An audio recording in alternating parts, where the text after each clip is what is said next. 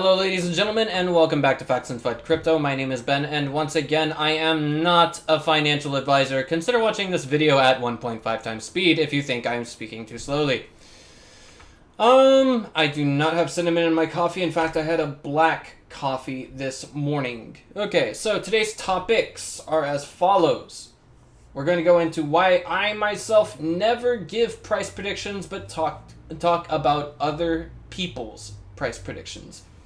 We're also going to be discussing the insider Kichiro Fukui coming clean, and we're going to once again think about why we are invested in XRP while I tell you why I am invested in XRP.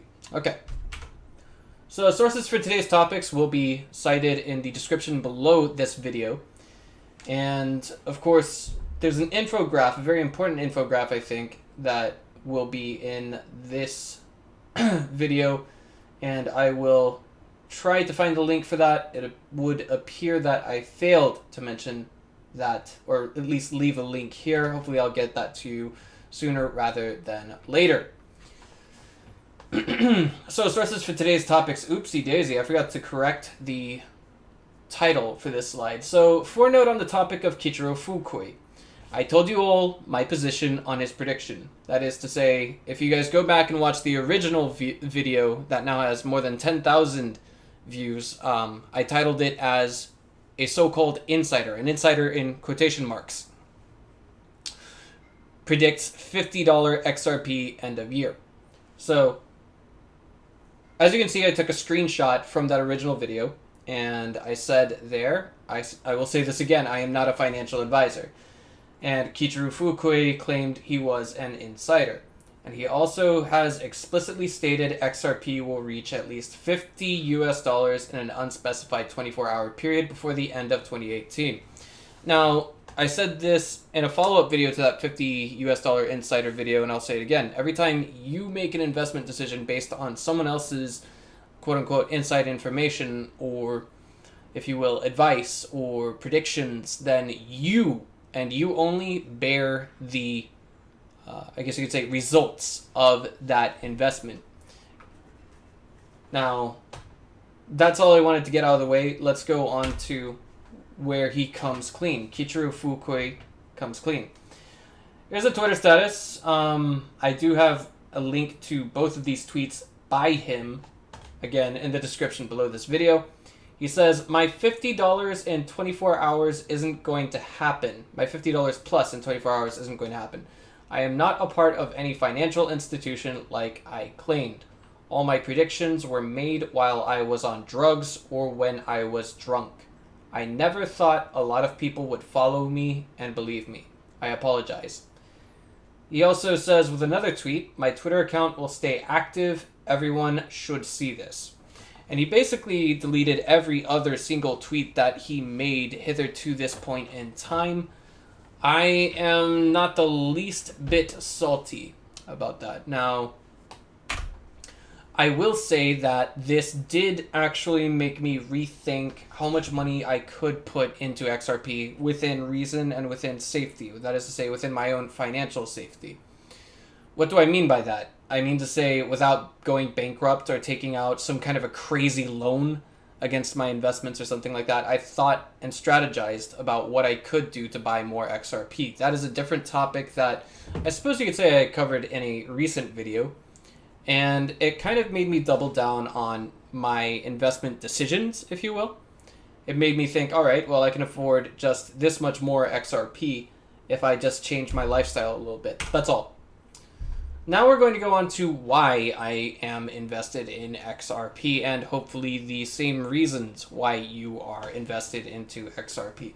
The transactions per second / scalability issue. That is to say, the 1,500 bare minimum transactions per second that the XRP token can achieve on a public network, and then the 50,000 transactions per second it can achieve on a private network known as XRapid.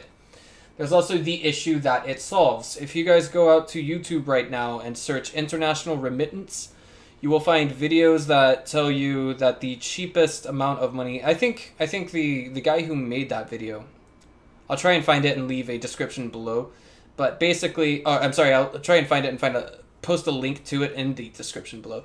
The guy who is talking about this basically says, okay, well, there's all kinds of services that will help you transfer money internationally and blah, blah, blah, blah. For this example, we will be using 1,000 US dollars or 500 US dollars and so on and so forth. If you, like, if you're sending 1,000 US dollars across borders, I think the cheapest service that was available is 35 US dollars.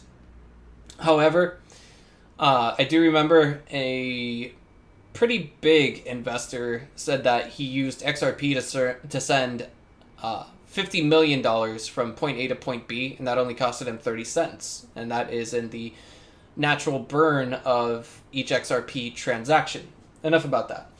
Let's move on to the next reason. The team at Ripple who worked diligently to promote the digital asset XRP. What do I mean by that? I mean Brad Garlinghouse, the guy who has been around working at AOL in its infancy and also moved on to other great projects. I'm talking about former NSA employees, cryptographers. I'm also talking about former SEC members, and of course the wonderful board of directors at Ripple who are doing their hard work to make XRP what it is worth. There's also the level of engagement with government entities, which include but may not be limited to the US government, the IMF, the International Monetary Fund, in case you guys didn't know what that means, also the World Bank, and so on and so forth.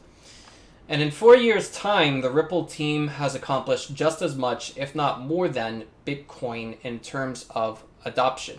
I want you to stop and think about that for a moment. It took, I guess you could say, a massive price hike in Bitcoin for everyone to begin paying attention to it, but that is not so much the case. What happens is, in the case of Ripple, they come along, they push their product, and they say, hey, this is what we can do with it. This is what it's specialized to do. Do you guys want to use it or not? And it works for some, but not others. Here's a nice little useful infographic that I did find earlier today. I'll try to slap this into Imgur if I can't find the original link. I think I could actually do that with ease. And this lays out the entire ecosystem that is surrounding XRP. If you are invested in XRP, this is why you should be invested in XRP. Not just because some guy told you that it's going to be worth 50 US dollars by the end of the year. All right?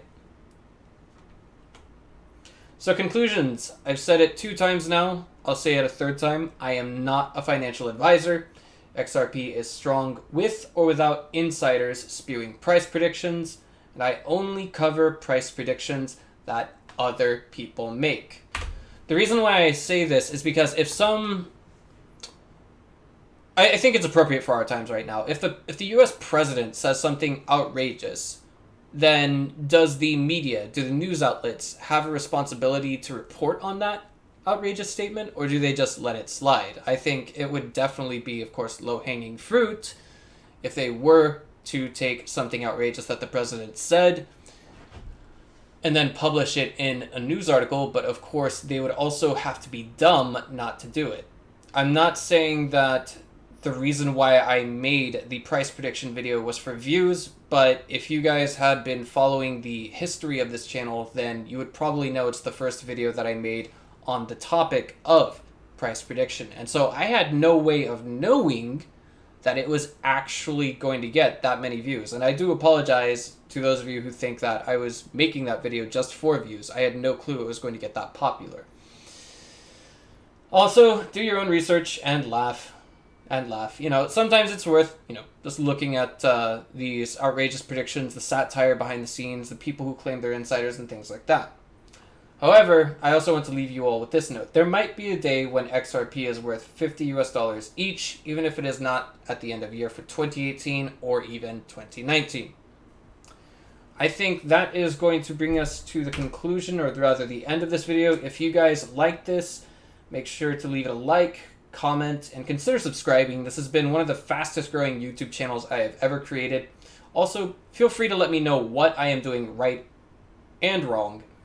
And before I mention that last piece there that you guys can see, I made 2 videos on a topic that I'm passionate about, actually. It's busting FUD with regards to cryptocurrency in China. I made 2 videos in the last 3 days, and yesterday I forgot to upload because, well, actually I didn't have time to upload. But that's a topic I'm pretty passionate about. In case you guys are curious about the Great Wall of China, the Great Firewall of China and cryptocurrency, make sure you go back and check those 2 videos out. That's going to be it from me. If you're feeling generous, consider XRP tipping via the QR code in the lower right-hand corner of your screen, or rather the YouTube video you're watching. I'll see you guys next time. My name is Ben, and this has been FNF Crypto for the 10th of December 2018.